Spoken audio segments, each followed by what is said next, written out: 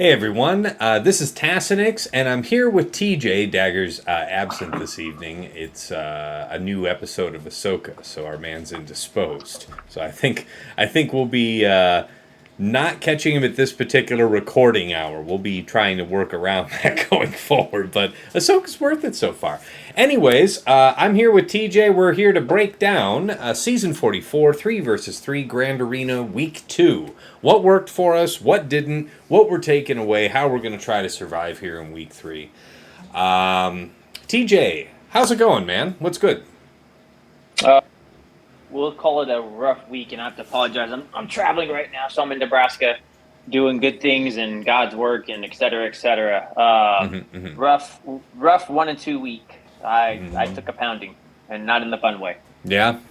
Now, was it typical? What now? Now you have two things that are typical of you: some unreasonable bad luck from time to time, and also you just set too much. I wouldn't call it. I said okay. So my defense definitely did its job this week. I'm super proud of it. Like, we plot and we scheme and we go through stuff. Yeah. I would not call it a set too much. My round 2, 100% the worst of luck that I could ever have. The phone throwing type of bad luck. Round 1 against the Guildmate Rockstar. Nope, but played it. Defense would have done its job. I would probably say I did a misplay on one part, and that cost me the match. One bad team it's always equals like out to a full loss. But round 2, 100%, the TJ luck was in full effect. Understood. Yeah, it's the tightest win of my week was 14 banners. So I completely understand what you're talking about. Less than 1 drops margin is par for the course out here. All right, let's dig right into the meat and potatoes. Let's pull up Dagger's comments so that we have that available. Okay, so we'll start off with things that worked. TJ, kick us off with that. So, what bailed you out? So you had a rough week, but, something got you that one. Something got you through board clears, I'm sure. What was it? What saved you? So the one I'm going to comment on again, and there's 2 folds to this, right? And it was even in my notes for Tats. I couldn't make the call. It's Night Sisters killing Java for me, and really coming into alignment with that. That was just awesome. Having that work out for me was so cool, and if you can get it set up correctly, it is a lot of fun. Yeah, I don't know. Like, the risk is just crazy for me, man. I applaud you, and I commend everybody who's, like, getting, more and more reliable with that. Like, if I tried that kind of gamble and I dropped, I would lose matches, like, just off that. Just that. We're going to counter it, because I'm going to come in to say the solution to that is pretty simple. It's not my own that I get to keep, but I have it in my history and it fully works. So we'll talk about it, but that's gone. Essentially, all the top players will know this, and Night Sisters are dead. Okay, well, we'll have to cover that.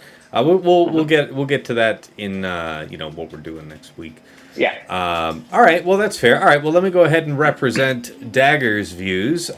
Things that worked for him. Wampa versus JKR Bastila Jolie. Man. Well, first of all, nice.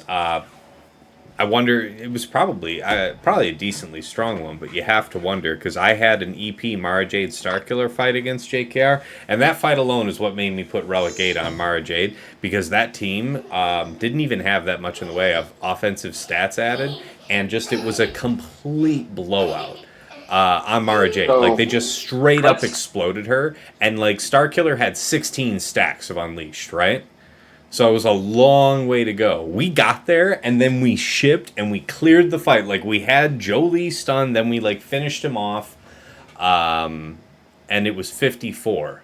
But that was please, crazy I have sketch. to add one thing to this. I have to say one start. There has to be an asterisk to this. Dagger's Wampa is not your normal Wampa. We can't just say, and I said this to Dagger, and I'll say this to anybody else, Dagger has a very good Wampa. Is it unconventionally set up? He's like a Relic 9 or really well modded. It's beyond stats of just the normal, I took regular mods in on a Wampa. He has a very good Wampa. Well, I mean, but like it's just high health, high tenacity, maybe some Right. offense added. Like what?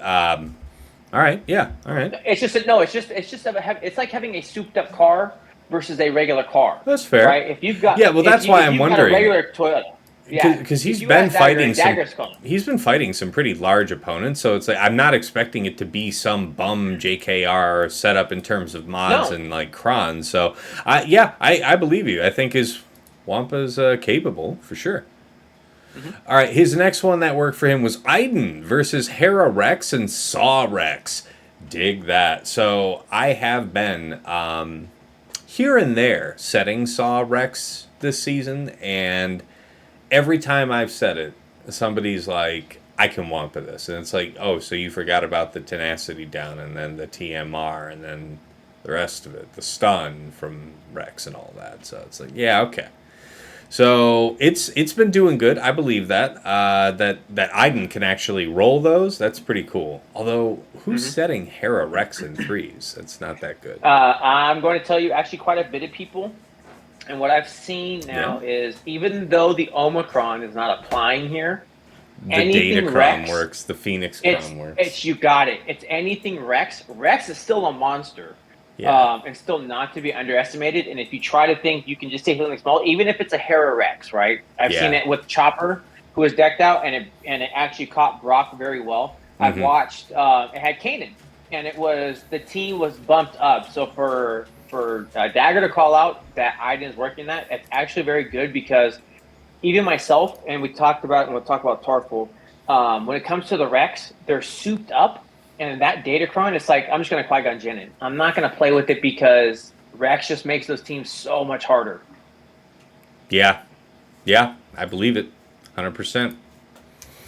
All right, and then his last one was Dengar versus Radis. I forget what he said he used with it. I want to say it was like Dadbot and like Mando, something like that. I feel like Grief wasn't in the mix for that, but that's slick. I mean, it makes sense, but I like it. That's a good one. Well, I think he's using the same basic team, right? So when you're doing Adgrad, it's normally a Dabbot and Mando, and you don't really use Grief in that team. Mm-hmm. But to hear Dengar works, that's really cool. That means now your boss can go somewhere else. So Mm-hmm. even though you're using two of the three, not having to use boss in the lead and being able to put it on some other thing is actually like a key to probably a lot of victories. Yeah, yeah, that's probably fair.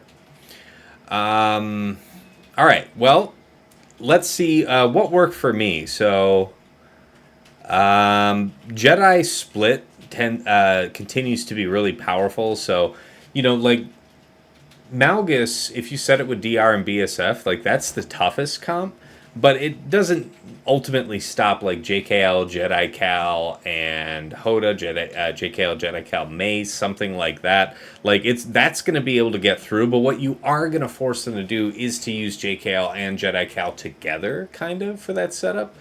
And for that reason, I've been doing the Sith split, like what a lot of people have been doing, right? Just to get better value for your Sith and not have, basically two teams consumed up by the same counter. So JKL Hoda Crew, JKL Hoda Shore, JKL Hoda your pre-taunt of choice. You could use GBA if you were so inclined. But yeah, I think I'm still using a set 9 for that cron, or for that counter. Protection, crit damage, offense, something like that. You could use a set 10. And then, the other split, the other piece of that would be like Bastila Lead, Jedi Cal, and like Olben, something like that. And then those are like worth 54 and 55 respectively. So if you can afford the banner bleed, it's good value. Different way of splitting. I'm not treading any new ground here, but when I see Lord Vader and Jabba on defense, I'm thinking JMK for Jabba and Slacker for Lord Vader. And, I was kindly reminded that, you could just swap them. You could have Slacker, Crew, Slacker, Hux, and then either Crew or Faust, whatever. Faust is probably better for the added assist probability.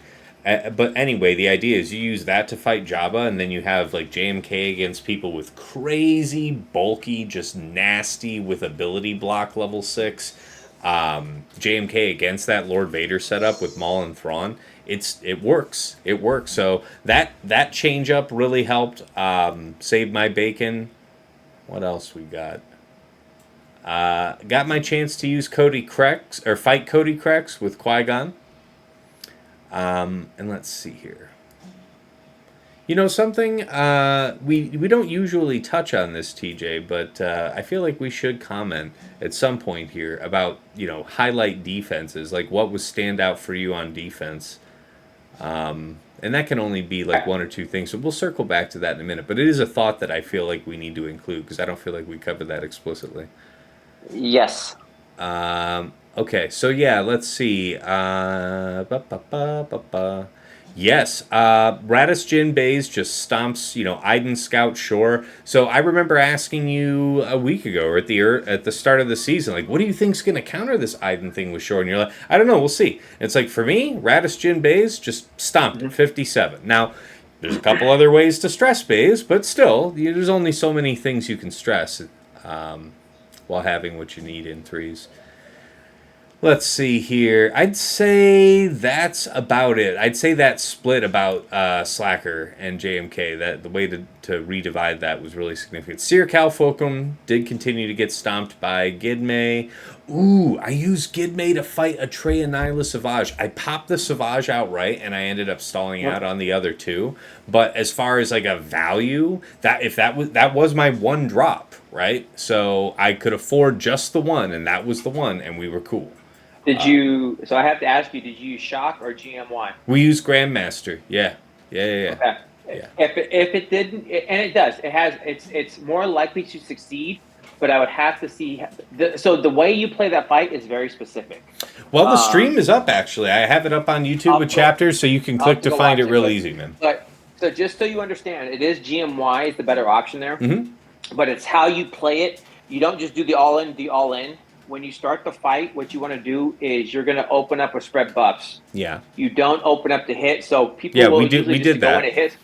But what we did is on Padme's turn, what we did is Savage is alive, so it's Treya, Nyla, Savage, and we kicked Savage. He nearly died. Grandmaster followed up off the kick and then finished him, and then we blew our offense all on that. So we just kind of stalled out from there. And then, Padme got isolated. We no longer could do stuff with protection up from her. So, yeah.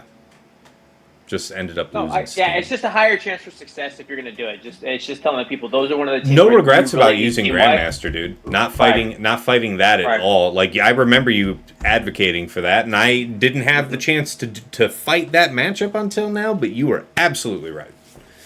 All right, let's pivot now to what didn't work. What abandoned us alone in the dark.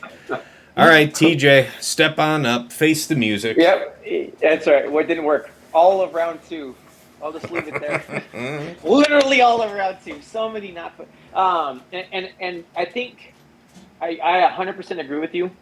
We do need to call out key defenses. I've got two in my mind that are really going to be big things. But honestly, bad luck got me.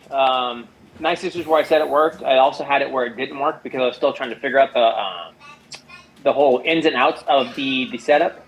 Other things that didn't work. After that point, man, my Star Killer not working on Rey, it just went downhill so progressively quick. There were other things that just bad luck. So it's like, I'm not going to say anything. It's all the things you would try. Yeah. None of them worked.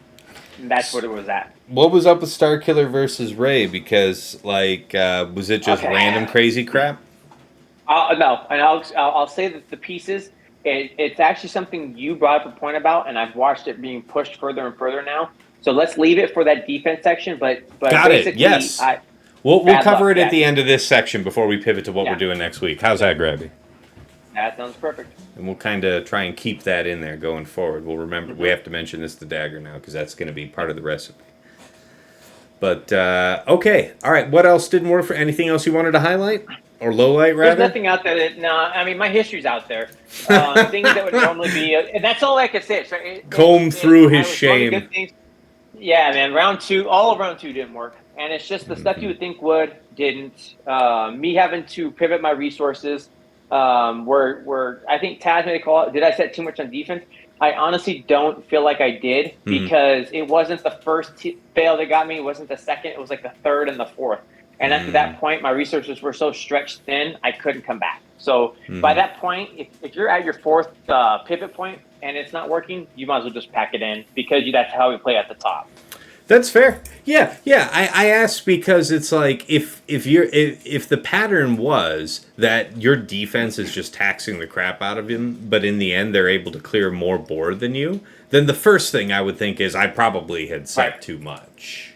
Right, right. I don't feel that way this time. No, I would come back and say because I think of any fight, if you're going to lose, at least learn something. I For sure. didn't feel like it was ever, oh, I did because I didn't have this one team, right? And Hmm. it would be a couple of teams difference. Now, my defense was great. The ones that we set up, I feel really strongly that was like the right defense. Hmm. I needed to not make we'll call it a dum dum Hmm. in one Hmm. or two moves, something like that. But that was just low banners. It's really stuff just need to work out, and it didn't. Yep. Yep. All right. Let's cover Dagger's stuff. What didn't work for him? Afra. No, I won't elaborate, he says. So I guess you'd have to go and check, but everything he tried to kill with Afra failed. My guess is, if I had to guess, he might have gotten aspirational and tried Afra versus Jabba. And I haven't personally tried. I have theorized that it's possible, and now I actually have the Omicrons on both of the murder droids. So So good. it's more possible than it's ever been before, I guess. But yeah, I'll have to see that for myself. I assume he would have brought like an appropriately wicked crown for the purpose. Oh yeah. All right, yeah, well, I'll be looking into that for sure. And then Fleet RNG didn't work for him. Yeah, man, I hear that. I do. All right, time for me to face the music. First round of last week, I used Treya Scion Nihilus against the Tuscan Chieftain, Tuscan Warrior, Tuscan Raider, and I did not have sufficient defense available for the Kron. Now, looking back, I absolutely did. This is a straight up dodo. I needed to, my brain said, you need to have a dark side set 9 with as much defense as you have. That ended up being a level 5 data crown with like 45% defense on a 15% health, stuff like that. Went on in there, Warrior just slapped Trey's shit. Just like kapow. Looking back, I literally just could have plugged in a light side Datacron that just had a very high defense value, and that would have probably worked. Nonetheless, if you want to make it extra secure, Trey Annihilus Savage is the way to 57. A huge variety of things on offense. What else abandoned? I was actually clean on a couple fights this week, like a couple rounds. Like one round, I was flawless on ground, and then against Kabuki Warrior to close out the week, I just had that one drop. Guys, I'm delighted. I went 2-1 2 weeks in a row here in the top bracket. This is definitely my strongest performance ever, and I really have to say, special fun achievement for me is I have faced Kabuki Warrior a total of 3 times. Once in the distant past, once more recently here, like last week, and then end of this last week here. So like week 1 and week 2, I've seen him this season. And this last round, I finally won, but this was the one where I said I won by 14 banners. It was like incredibly narrow. It was super super tricky match, and hats off to it. Like credit to him. Dig this, TJ. Check this out. After the match and everything, he said grats and all that, and then he asked, "Did you notice my theme?" And I said, "No, I have no idea. What was it?" And he says, "I said all dark side." And I went and looked at the board. Sure than shit, the guy put an additional constraint on himself for funsies. setting That literally sounds all dark side teams, and I won by only 14 banners. this is what you understand about, right? This is the guy who has fun in different ways, right? Has all the toys, mods are insane, Yes, and yes. changes his name for fun. Yeah, He yeah, figures out yeah, his yeah. own way He's to a wily so for opponent, him, and he's like one of the so for him few. to do that, yeah, but for him to do that and only get a win by 14 tells you what it's like at your level, It's because it's not like scary. you're a slouch, right? You're pushing full stuff, and he's like, "Did you see that I said all darts?" Like, you're so in the sweat and in the stuff, right? So in the thick of it that you're not Dude, looking at what's being said other than how do I beat this team? Dude, even though I won, it's still like his kind of flex, right? Like he actually has the flex. It's like, right, so congratulations on your win. I'm going to pat you on the back because with one hand because the other one's still busy being tied behind me. Like Yep, that, right? Like he decided to put all dark sides down just that's to cool. do it. Just to say he did all dark sides. So it was very fun for me. Super fun match, and it's like one of the few top players that I'd never beaten before. So it was good. Let's see though about what abandoned me here. The Pad Gidme Grandmaster I already mentioned on Treya. Above all else, check out my last couple streams from this week because I've really kind of dialed in my play on Profundity versus Leviathan. The round one this week, I lost to Taro. I could have swept week one because I won rounds 2 and 3, but I lost round one versus Taro because I couldn't clear his Leviathan because at that critical turn when you need to use Profundity's ultimate, I was 5% short. 5% download short. And the more I think about it, the more I've looked at that fight, the more I come to realize I could have made just a couple moves differently, and that definitely could have added up to just a few more assists. And that's the difference I needed. And, for the later couple of rounds where I did perform that counter, we were good. So lesson learned, but tighten up that profundity. I also heard Dagger was telling me that on the dev tracker, I forget the name of the site, but the dev tracker, that's whatever changes they're investigating, doing whatever it is that they're working on. Apparently, there's no word or like the ticket about investigating Profundity specifically versus Leviathan is like closed, like it's no longer going to be pursued. So I guess they're not dissatisfied with the way that counter works. I don't know what you know Oh, about that, TJ. I don't, but that's unfortunate to hear, man. Because and here's the logic of the fight, right? To spend that much money and be what it is, you should Yeah. not be able to take 3 ships And and get a 77 it. 77 on that's I'm sorry. I'm not against it being a soft counter, but for it to be that hard of a counter, Yeah. and yeah, everybody's going to have a chance where it gets to your situation, right? There's always going to be that one Yeah. chance where it's like, oh, I just got bad luck, but it Yeah. shouldn't be that threshold of I took no reinforcements and got a 77 on your what's supposed to be all killer fleet. I'm sorry, it's just that is not accurate in the way it should be at all. I understand what you're saying. My worry is it's like any other counter that wasn't Profundity was super dicey. Like there Right. was no competing counter. Like we've never had a fleet meta like that where it's like you always had a couple top meta fleets that it was like, okay, well these guys are going to trade like pretty much off each other. And Profundity, if you are about it, it's pretty reproducible to get that 77. Yeah, and I agree. Okay, 77 feels really extreme for being able to like punch up with 3 ships like that. I agree with that. At the same time, any other counter that wasn't Profundity is like less than 50%. You know, Yeah, it's just that's so that's the I don't. rub.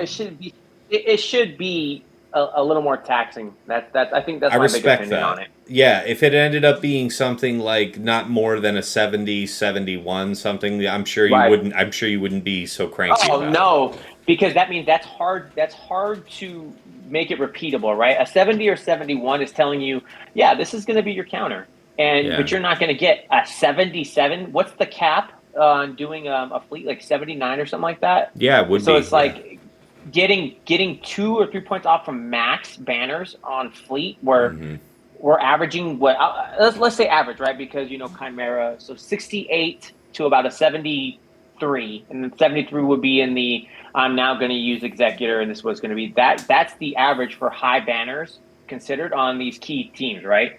A 77 just is not a fun thing to me. That something's off there. I respect that. I agree. As reproducible as that fight becomes, and as low risk as it becomes, the more practice you get at it. Yeah, I think it is a little unfair that it's both reproducible and super efficient. So, good call. All right, before we ramble more about that one, okay, so that finished up, what didn't work for us. Good way to cap that. All right, so let's go to our brand new section then. Key defenses.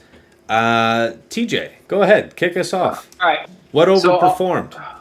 I'm gonna give 2, and I know I'm gonna steal one because I talked about it with you already. Okay, The one key thing that is really the differentiator, you talked about it at one point, and I kind of like, yeah, and kind of blew it off, but seeing it live in action, high defense Ray. A little bit of Hellsteel is fine. High defense Ray is the bane of counter existences right now because you're not taking in a lot of armor pen or things like that. There is so much room to just fail in this fight, and it leads you down a dark path. That's what started my round 2 so badly. 300% defense, 49% Hellsteel on Array. And his band was no slouch. I mean, it was really pristinely modded, but that defense, I couldn't punish anything, and there was nothing for me to be able to come back on that team. It messed with my JMK. It messed with so many things. High defense Ray is the thing of nightmares right now. Yeah. And if you want to tax your people, you're either going to set Ray with high defense, or you might as well just keep Ray to kill those Ray with high defenses. Trying other stuff, I'm telling you, you're going to hate life, and it is going to make you miserable, and would be one of the key things to make you hate threes even more than you do right now if you don't like it. Failing on Ray is incredibly unforgiving. In threes specifically. And you're absolutely right about that. So I have found in most of the rounds of this season, I want to say, or somewhere right around half, if not most, I've been saving Ray for offense because I'm seeing like a few different scenarios pop up. It's like my opponent reliably is like 56, 57ing this with Star Killer. It's like, okay, that's kind of a low value. Or it's like they always save their Ray for offense to counter Ray. And they know how to do it for like 55, 56, 57. Something like, well, not 57, but like 55, 56. And it's like, that feels kind of reduced value as well. Or if it's an opponent whose setup for their Ray is something where I'm not fully confident my Star Killer's, bad enough for that. And, yeah. That would make me pull Ray for offense, and I've definitely made use of that a few times. On the other hand, it's something where I feel like if you see your opponent consistently failing on Ray, you gotta set it, man. You gotta set it. Like even if you want to keep it for offense, even if it otherwise makes super much for it makes so much sense for the rest of your strategy, pull something else then off defense. Pull something else really large off defense to be another GL or something to deal with whatever you think the threat is. But you gotta put Ray on defense if they're crashing on Ray in threes specifically, because if you wipe out hard. Like it's not good. Yeah, that's the beginning of the end. When that stuff like that happens, like I look, just my last round opponent, right? He failed enough to where my Ray was still in the green, and my Ben had just a sliver of health. Well, you know what that means now, and JTR was still alive. You know what that equals out to. That basically is almost like an auto loss, because what you have to take to fix the mistake on Ray is nothing less than a team you're going to use somewhere else. There's nothing else. Either that, or you're trying to load things up, and with the amount of Hellsteel and everything else flying around on Rays right now, you're basically set for failure if you don't have that Ray killer. So you are 100% right. It makes it worth the rub if that's what they're going to drop on. All right. Well, any other key? You said you had a couple other teams. I'm gonna give. I don't want to give too many, right? I think we keep it to a onesie twos. I think it's sure. Perfect. Whatever you think's best. I'm gonna call it. We're gonna call it the utility knife, Tarful. Ooh, Tarful. Yeah. I know everybody talked about the grit, but the players of the teams, it's Tarful and Zal. and that's that third character keeps changing the fight. I've watched Chupio go in there. Chewbacca is the money of all money when it comes to things that are going to hold it down. And then it's cool. Everybody talks about grit, but I know you have a story. I'm not going to steal that thunder from you. And I know I've seen other ways to do it, but you can put other level 6s on these Tarful Krons, and man, do they just you don't get to play. I'm going to take in one as Bad Batch is basically not going to do it. So Yeah. I know you talked about it before. If you think it's going to, perfect. Go ahead and try that, and you let me know the results in a friendly write-up about how you threw your phone because it didn't work. Yeah. I think you're dead nuts right. Like the stacking defense foresight level 6 has worked well for me last week because I don't have grit for week 2. I have it for week 3. But the Tarful was like a back wall team week 1 because we were used to Tarful from the previous 3 season, which was thoroughly meh. Like we were still doing missions all bar at the time. It was thoroughly but now with this Kron set, like this is a team that's worthy of the front wall because so much of the strategy right now is going around. We're using your Bosk, we're using that snipe, we're using your Treya. Where are you using your Annihilates, right? Like, how many different ways can you set up a stress for that? And then, how many GLs are they setting and play within that? That's a big deal right now. All right, yeah. What else you got? I think those are the key ones for what I've seen. The other one. I don't want to forget the Night Sister Killer. Grit on your Tarful or grit on your Chrysanthemum on the Jabba team. Proof in my pudding. And this is not mine. I heard this. It was overhearing it. I was watching the Grand Animal stream, and somebody put it in. I'm like, man, this is a good idea, dude. That's why I watch streamers. I love. Well, wait, you're talking about using Jabba though to beat bounty hunters, or to beat Night Sisters. You cannot do Night Sisters on Jabba when Chrysanthemum has grit Kron. On them. I see. It eliminates. So this whole thing, I got to use Night Sisters. Well, this is the Night Sister Killer, and it's proof. I set it with just a weak grit Kron for the third round because I'm like, and my opponent never showed a history of using Night Sisters. I watched the fight. It went less than a minute or two. Chrysanthemum, full health. Jabba left alive. So it's proof that the Night Sisters do not work. If there's grit there, that is the Night Sister Killer. So we don't even need, at least for now, CG to investigate. Well, they're winning. It's not. It will shut down Night Sisters wholeheartedly if you have grit on your Chrysanthemum. Just put it on there. Well, there's a nugget, folks. That's a good one. I like that a lot. All right. Well, I'll speak for myself here. We didn't give this idea to Dagger before the stream, so we don't have any notes from Dagger on what was great for him on D. But for me, Rey, Lord Vader continue to remain strong. I mix up the Krons depending on which counter my opponent prefers. There's a shocking number of people that are adapting to that JML counter. Saw, Krex, Kara, I mentioned that to you guys before. You got people who just come at it real casual, thinking it's the same, like Saw, Kyle, Kara, or something like that. They're looking for that free 57, and they end up getting, like, Shazammed out the front door. Stormtrooper Han, Hondo L3, that got a hold for me, and, there's the advantage of the returning taunt, right? Like, if you go with Hondo Queel IG-11, you're kind of at the mercy. Like, after that pre-taunt gets dispelled, it'll take a while. It might take a while for IG-11 to get his next turn and taunt back up. L3 will continue to provide that defense. As TJ mentioned, Tarful definitely did it for me, both with Vandor and with Chewie.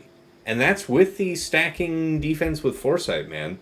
So that was huge for me last week.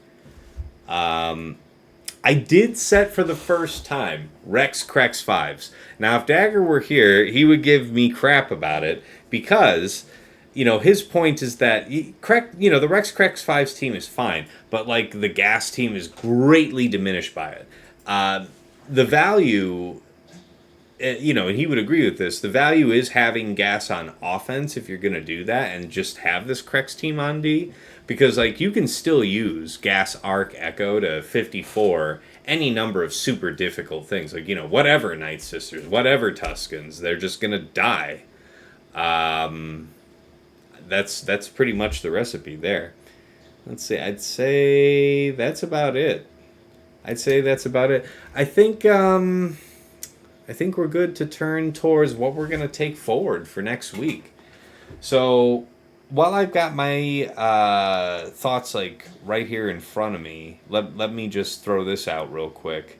I feel like Leviathan is going to be flexible whether or not it's on defense for me. It's whether or not I see my opponents have any kind of struggle using Profundity, or if I think that I have some other kind of trap that I can set up that still affords me to leave Leviathan on D.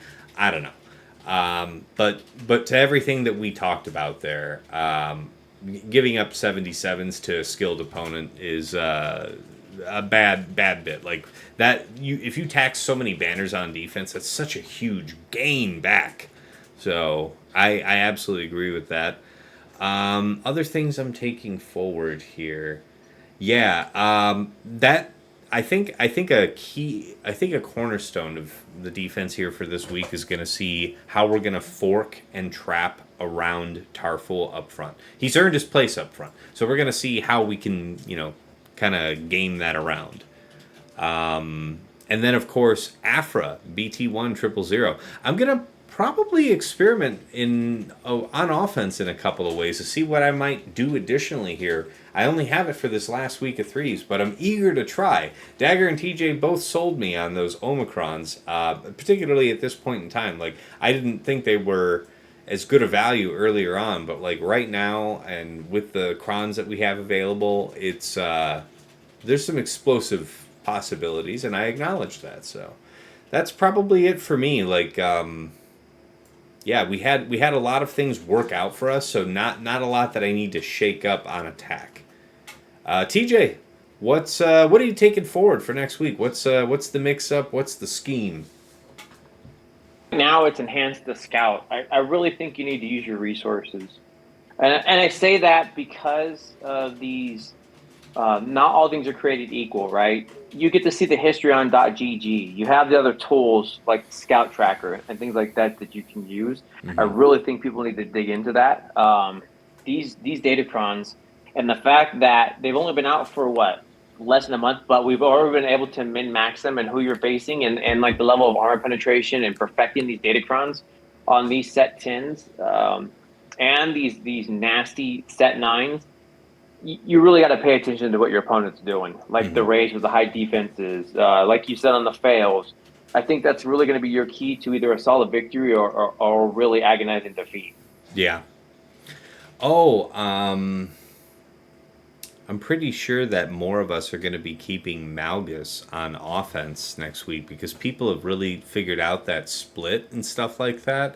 I don't know how mm-hmm. much I'll be doing it, but I had a couple opponents use Malgus on offense, and I'll definitely check to see what they used. I imagine they stomped something pretty strong, and that's a nice back pocket option because a lot of people have gotten comfortable, and that's the hallmark of playing like these top difficult people is they're always twisting it up. They're looking to set it off balance. They'll set comps that just otherwise you would never see. There's going to be no data.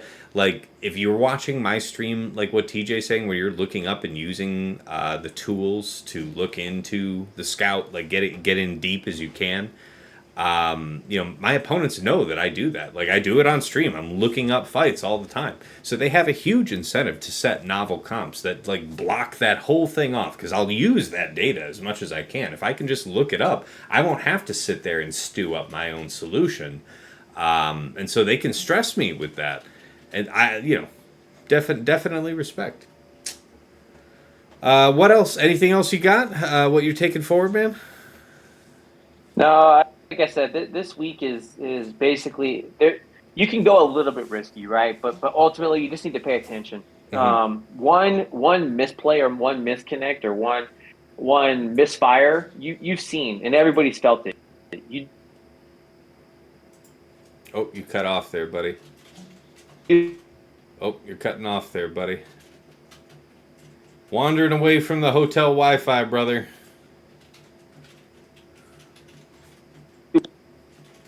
Got to come back in range of the hotel Wi-Fi there, buddy. Come on back to me now. Technical issues? Well, we'll just wait on TJ there to come on back. Sounded like he was wrapping that up. But yeah, that's it. I guess, for closing thoughts, it's a wild ride out here, and it's just a huge pleasure fighting these very clever people. The like I say, like scouting these folks and like understanding them, understanding what they're likely to do and how they're going to attack and stuff like that, and being right about it and seeing it and being able to read the banners and being like, I know what you did. That kind of intel, the intel is just huge. And the whether or not I win the match, the feeling that I can get a strong read on these people is just a big deal, man. All right, TJ, you back with us yet? Have you recovered? Have you wandered back into the range of the hotel Wi-Fi? Yeah. No, it's not that. Wife is calling, so our kids are calling because I'm on trip. So it's like I get to cut this one short tonight. Yeah. Well, no worries. You can call them right back here because I think we were just about ready to wrap up. We were at the closing thoughts now. Did you have anything else you wanted to share with the good people? I think it just comes down to just pay attention. Pay attention to your opponent. Don't let the one defeat really just send you down a dark path and causing the loss. So if you're paying attention, you have a better chance to be successful. Yep. Cascades are a terrible thing to deal with in 3. How one loss leads into another, and yeah, I would. You got to be bold against opponents that are bold, but otherwise, to TJ's point, like, you want to survive this week and have yourself in the best position to make a run at whatever your goals are in 5s. So, take appropriate risks, but try and make sure that you're not going to be, caught without. Like, make sure that you got it, because if you can trip up your opponent, there's even on like 1 or 2 fights, there's a non-zero chance. There's a decent chance they don't clear your squad board. So as long as your plan includes the material to full clear, you're going to be in a good spot, I think. All right, TJ, really appreciate your time. Thank you for joining me here while you're on a trip. Really appreciate you, making yourself available despite your busy schedule. All right, well, it's time to wrap this one up. Thanks to Dagger here in absentia with his notes that he prepared for our stream. And as always, of course, TJ, to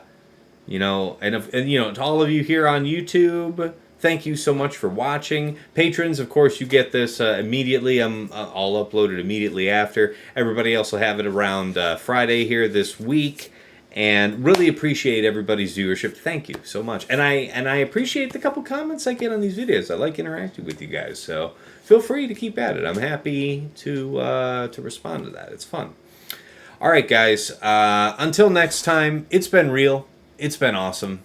It's been real awesome. Take care.